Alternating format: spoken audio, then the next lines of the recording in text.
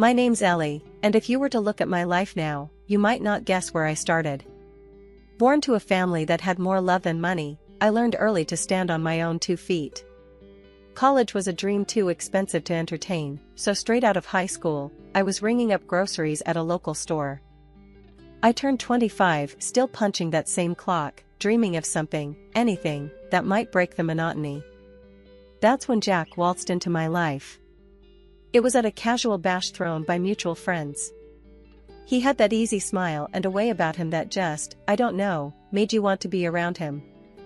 "Hey, I'm Jack. And who might you be?" he said, leaning against the kitchen counter with a beer in hand, eyes never leaving mine. "Ellie," I replied, trying not to show how his gaze made my heart race a bit. "Just Ellie." "Just Ellie, huh? Sounds like there's a story there waiting to be told." His charm was something else. He wasn't like the guys I knew, who mostly just grunted their way through conversations. Jack actually talked, laughed, and listened. We hit it off that night, talking about everything and nothing until the party dwindled and we were left under the dim porch light, reluctant to say goodbye. "You know, Ellie, I haven't had this much fun talking to someone in a long time. Can I see you again?" he asked, his tone hopeful. I nodded, feeling that flutter of excitement you get when something good begins. "Yeah, I'd like that." And see each other we did. Dates turned into a steady thing, and our steady thing turned into love, or at least, I thought it was love. 2 years later, Jack proposed at that same friend's backyard, under a sky lit up with stars. It was simple, no grand gestures, just him and me, and a ring that he was shaking to put on my finger. "You're it for me, Ellie. Marry me?" Of course, I said yes. I thought this was it, my happily ever after. The wedding was a modest affair, but filled with laughter and dancing. Our little apartment became the cozy nook of the world where we planned a future and built a life. Or tried to, anyway. Life doesn't always give you what you want, but sometimes it throws you exactly what you need. That's what I kept telling myself when I found out I was pregnant. It wasn't planned, but then, what good things in life are. I remember the morning I found out. The bathroom was steamy from my shower, and there I was, staring at a little stick that was about to tell me my future. Positive. My heart did somersaults. Excitement, fear, joy, panic, all of it mixing up inside me like a storm. Breaking the news to Jack wasn't easy. I knew money was tight, and babies? They don't just need love, they need diapers, clothes, and 1,000 other things we hadn't saved up for. But this felt right, if only to me. I waited for Jack to come home that evening. He was late, again. The clock ticked too loud as I rehearsed what to say. When he finally walked through the door, his face was tired, his shoulders slumped like he'd carried the world on them. "Jack, we need to talk," I started, my voice shaky. "What's up?" he asked, barely looking up as he dropped his keys on the table. I took a deep breath. "I'm pregnant." Jack froze, his eyes finally meeting mine. There was a silence, heavy and thick, before he finally spoke. "Pregnant? Ellie, how did this happen?" I almost laughed. Almost. "Well, you know how it happens, Jack. I was careful, we were careful, but sometimes life has other plans." He ran a hand through his hair, looking around the room as if he'd find some answer, or escape, scribbled on the walls. "We can't afford a baby right now, Ellie. We just can't. Things are tight as is." I felt a sting at his words, but I pushed on. "I know money's tight, but we can make this work. People do with much less. And I want this baby, Jack, I want this more than anything." Jack shook his head, frustration lining his face. "It's not just about money, Ellie. It's about us. Are we even ready to be parents?" I looked at him, really looked at him, trying to find the man I married in those troubled blue eyes. "I am. I'm ready. I can do more, work more. We can figure this out. Please, Jack, say you're with me on this." He didn't answer right away. Instead, he walked over to the fridge, opened it, and stared inside like he'd find some wisdom next to the leftover takeout. Finally, he shut it, leaned back against the counter, and sighed. Ellie, I'm not saying no because I don't love you or the idea of a family with you. But think about our lives, how we struggle with just the two of us. Bringing a kid into this mess doesn't seem fair. I felt tears prick at my eyes, but I blinked them back. Life's never fair, Jack. But it's ours to make better. I'm having this baby, with or without your blessing. I'd rather it be with, though. Jack looked at me then, really looked at me, as if seeing me for the first time. You're really set on this? Yeah, I am.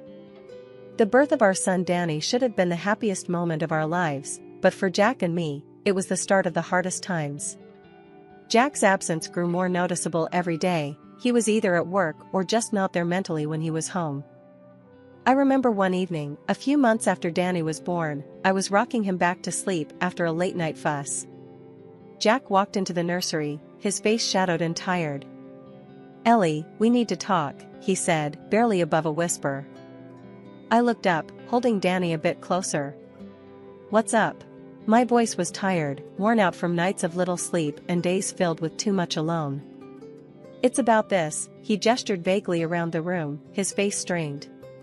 It's about us, about me. I can't do this. It's too much. I felt a chill run down my spine. What do you mean, you can't do this? Talk to me, Jack. What's going on? Jack paced a few steps, then stopped, facing away from me. I'm just overwhelmed. I'm always at work, and when I come home, there's just so much noise, so much need. I thought I could handle it, Ellie, but I can't. I'm not cut out for this father stuff. His words stung, but they weren't a surprise. I'd seen it, the distance, the disconnect. So what are you saying? You want out? You want to leave your son? No, not leave, he struggled to find the right words. I just need space, Ellie. I need to breathe. That's when I decided I needed more than just to wait around for Jack to come home. I started studying to become a nail technician. The local community college offered night classes, and my mom agreed to watch Danny. I'd study after putting Danny to bed, practicing on plastic hands until my own fingers ached. Finally, I got my license and set up a little studio right in our home. Converting our rarely used dining room into a salon, I started taking clients during the day. It wasn't easy juggling a new business and a baby, but it gave me a sense of purpose, something that was just mine. The money I made was modest at first, but it grew as my reputation spread. I poured my heart into every set of nails I did, every client I talked to. It wasn't just about the money, it was about being Ellie again, not just Danny's mom or Jack's wife who needed to be handled with kid gloves. When Jack got promoted to head the meat purchase department at the cannery, it meant we had to move. It was a big step up for him, but for me, it felt like starting from scratch all over again. We found a small house to rent in the new city, and I set up my nail salon right at home, hoping to attract some local clients. The adjustment wasn't easy. I spent days walking around the neighborhood, handing out flyers and introducing myself. Slowly, clients started trickling in, drawn in by word of mouth and my promise of a neighborly touch in their beauty routines. But Jack wasn't happy. One evening, after I'd finished with a client, he burst out, "Can't you take that stuff somewhere else? The house is always dusty, smells of your chemicals. I can't even relax in my own home." I was wiping down my table, and I stopped, looking at him. "This is how I make our living too, Jack. My clients are important to me." "Yeah, well, it's annoying," he snapped before storming out, leaving me standing in a silent house that suddenly felt too small for the both of us. Despite the rough start, my salon began to pick up. I was making good money, enough to think about renting a space outside our home. But the thought of starting in a new location, with the risk of not attracting enough clients, weighed heavy on me. One day, I mentioned it to Jack, trying to gauge his thoughts. "I'm thinking about renting a space for the salon. It might be better for us, for the house." He just shrugged, his mind on other things. "Do what you want, Ellie.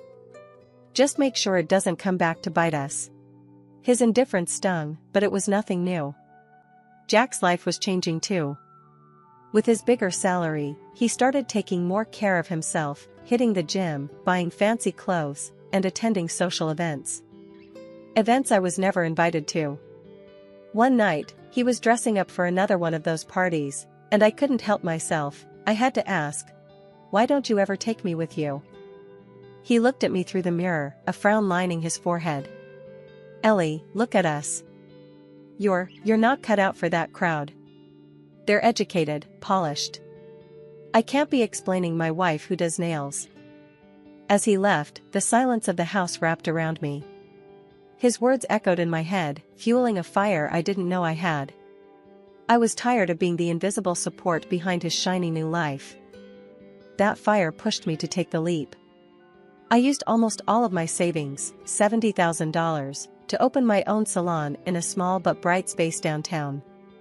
It was a gamble, a huge one, but I was done being just a background in Jack's life.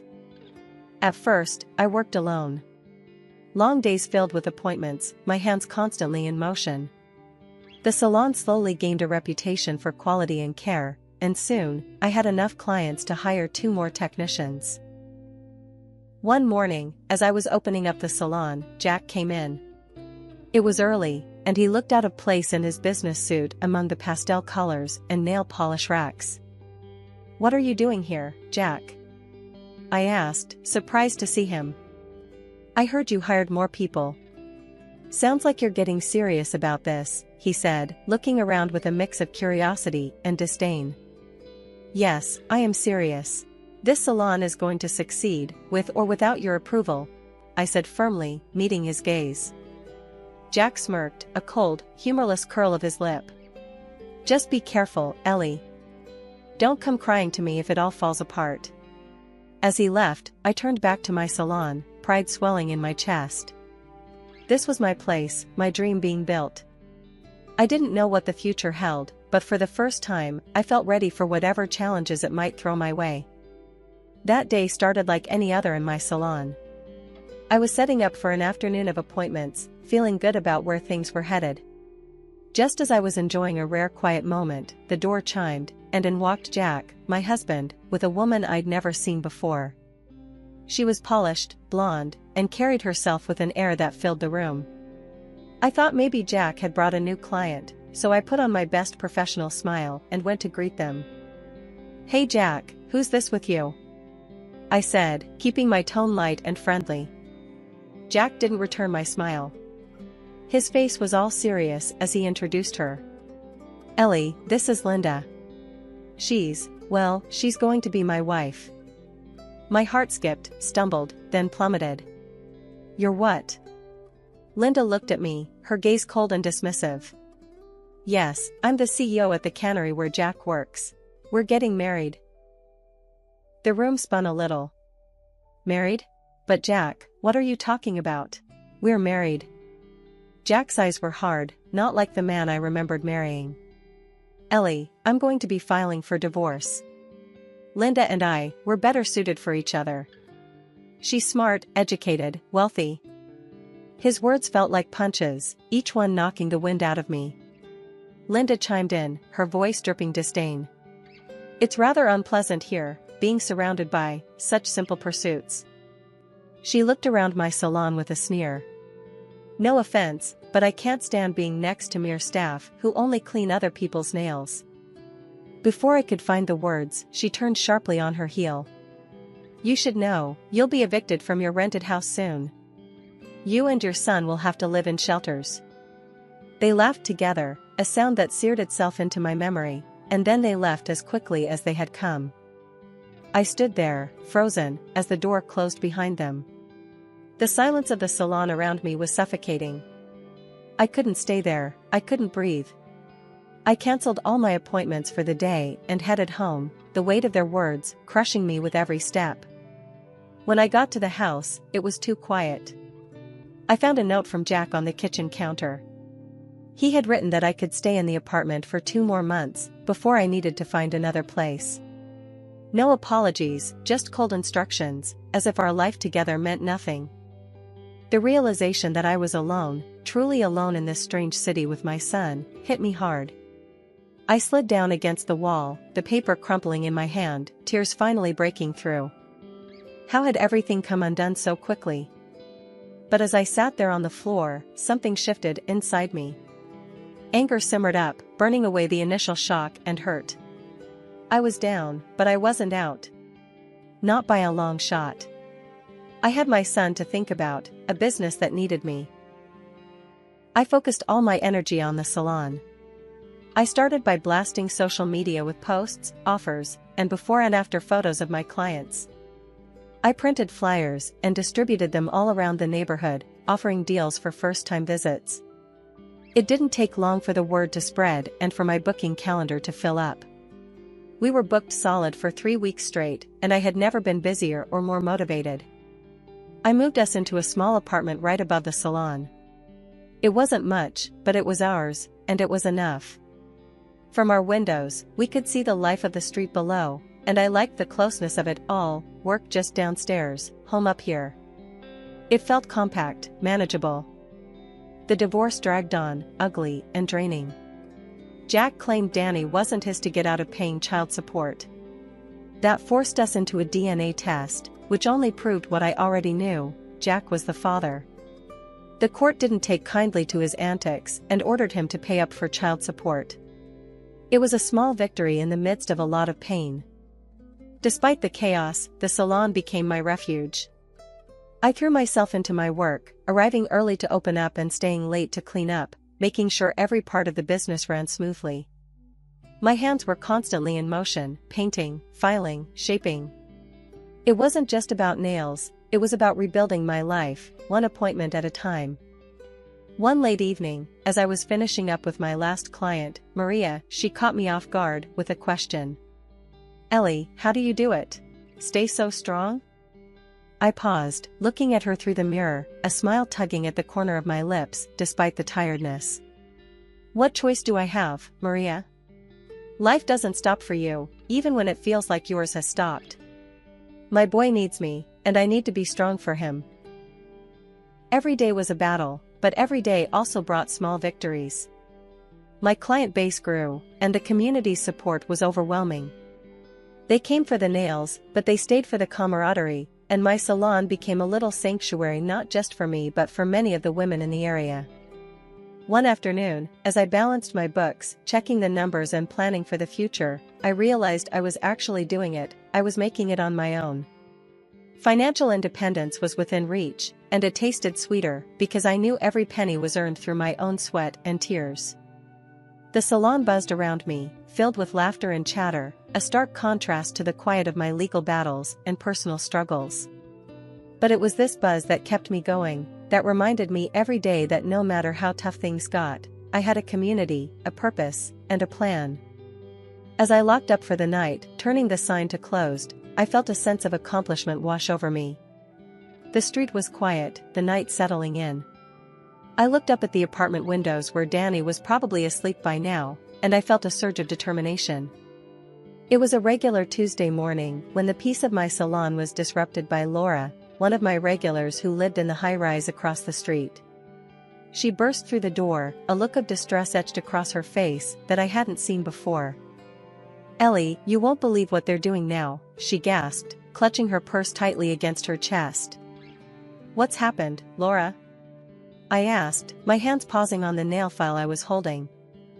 "It's the cannery, your ex's place. They've dumped a whole busload of illegal workers into our building, and now they're planning to set up temporary housing right in the park next door." Her voice was shaky, tinged with anger and worry. The news hit me like a truck. Not just because the park was where the neighborhood kids played, including my own son, but because of the sheer disregard for our community. My salon's clients, who were already seated and overhearing our conversation, began murmuring among themselves, their faces clouding over with concern. At that moment, something inside me clicked. I couldn't sit back and let my neighborhood be overrun and unsafe because of the cannery's irresponsible actions. I also saw a chance to right some wrongs Jack had helped bring about. "I'll tell you what we're going to do," I began, my voice growing firmer as I spoke to the room. "We're going to stand up to them. We're going to show them that they can't just push us around. We live here. Our kids play here. We matter. Heads nodded, and the room filled with a new energy, a collective resolve. I'm going to organize a meeting here, tomorrow. We'll plan our next steps. Tell your neighbors, bring your friends. We're stronger together, I declared. Over the next few days, I turned my salon into a makeshift community center. We created signs, drafted petitions, and planned peaceful protests. I led the charge, fueled not just by my civic duty, but by a deep-seated desire to challenge Jack and the destructive path he was part of. Then, one afternoon as we were preparing signs for another rally, Jack showed up at the salon, Linda in tow. They both looked unusually meek, a stark contrast to their usual haughty demeanor. "Ellie, can we talk?" Jack asked, glancing around at the bustling salon-turned-activist hub. I stepped closer, crossing my arms. "Sure, Jack. What's so important?" He glanced at Linda, who hesitated before pulling out an envelope. "We want to make you an offer, Ellie. This should cover all your troubles. Just stop this protest, let the cannery do its business." I peeked into the envelope she handed me. It was filled with $100,000. My heart raced, but my resolve didn't waver. "You think you can buy me off? Buy off our safety and well-being?"